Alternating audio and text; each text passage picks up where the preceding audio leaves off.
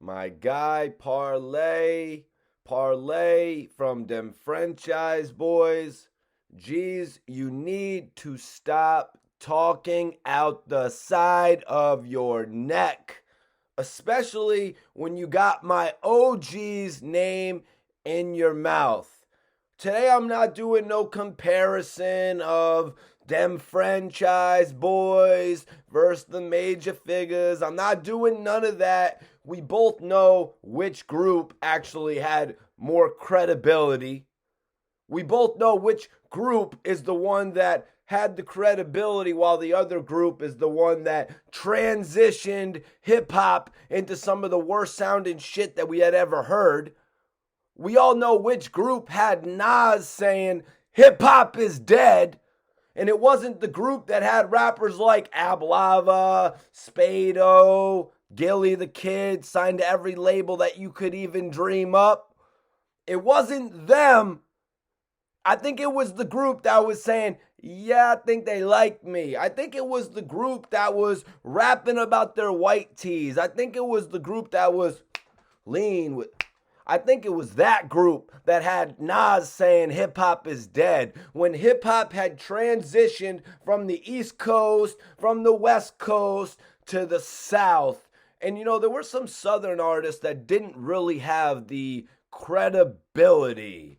I'm talking about them Franchize Boyz. I'm talking about the D4Ls. I'm talking about the crime mobs. I'm talking about the groups like the Yin Yang Twins who made the South look less than. I'm not talking about the new artists. I'm not talking about your Ludacris. I'm not talking about Gucci's who went on to put the ATL into what it is now. I'm not talking about your Young Jeezys or your Rick Rosses or your T.I.s or your Outcasts that have come on to make the South as dominant as it is. I'm talking about the cookie cutter trash music that had come before that.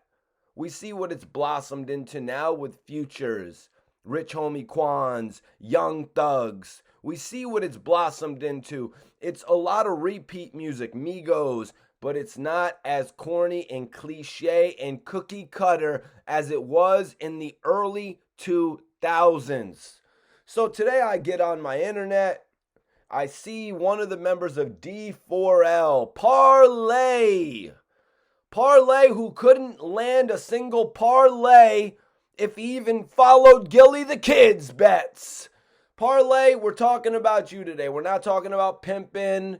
We're not talking about Buddy. We're not talking about any of the other guys from Dem Franchize Boyz. We're talking about you because you had a few things to say about Gillie the Kid, who uses his social media to spread awareness.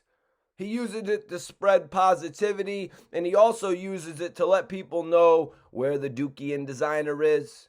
He uses his social media to let you know who he's frying when it comes to ball. And this is where you come into play, Parlay.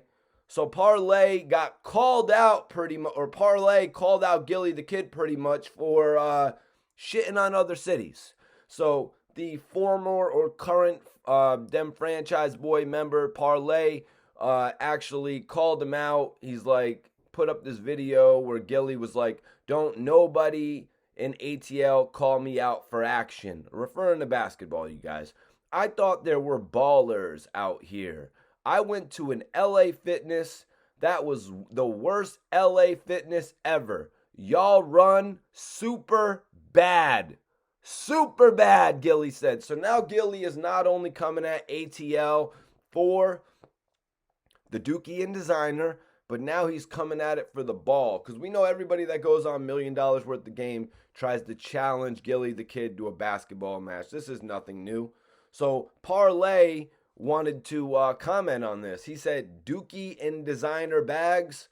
I pulled up with that smoke and he slid it in his pocket. Well, Parlay, Gillie probably slid it in his pocket because he had some BS ATL weed. But let me say, being around Gillie myself, Gillie isn't the type of person to share a blunt with you. Gillie isn't the type of person to, you know what I mean? He's not the type of person to stop smoking just because you're around. It's a new day and age, man. This isn't 1999. We're not puff passing it. You're not passing the Dutchie to your left-hand side. You're smoking an L to the dome. You know what I'm saying? You think Max B and Jim Jones and all these guys are passing their L's? No, we're smoking L's to the head, man. We're smoking L's to the head. And just because the A is getting called out here, because you got a lot of hustlers running around, going to the little dispensary, buying the bag, you know what I mean? You got that black cherry, triple OG, you know what I mean? You got that triple X, blueberry, hush pup, whatever the hell you're smoking on, you know what I mean? And you're going there and you're buying this bag that looks so elaborate. Then when you put the weed out, it's a bunch of mid-grade garbage, aka Dookie. So listen, Parlay says, tell Gillie I want smoke. And I got a gym. So Parlay's calling him out to ball now. And bro, I mean, Gillie is one of them type of dudes who is showing off the skills that he has in his early 40s. You know what I mean? Gillie has kept in the same shape. If not, he's probably in better shape than when he was in his 20s at this point in time. Some people progress when it comes to their athleticism. Parlay, I think the best of your lean with it and rocking with it is behind you, bro. I think all the leaning and snapping that you were doing in the past, I think that's behind you. I don't think you can touch Gillie on these courts. Maybe y'all had a little run with your records going from So Def to Virgin to Koch. Maybe you had your little run right there when it came to releasing records. But let's not talk about getting on the ball court, because Gillie before rap was actually on his way to the NBA. You know, it just so happened that he had that vernacular, he had that slick talk that made him a public speaker, and we see what he has turned that in today. So Parlay said, we can pull up inside. I want to see you ball too. We got action. Gillie and Wallo accept the offer. F y'all talking. You said you want action. It's lined up. You can pull up if you're a real baller. Hit me for the location. DM me for the location. I don't know, man. I don't know if Gillie's accepting this offer. What do you guys think? Drop a comment in the comment section. Is Gillie and Wallo going to pull up on Parlay from Lem Franchize Boyz?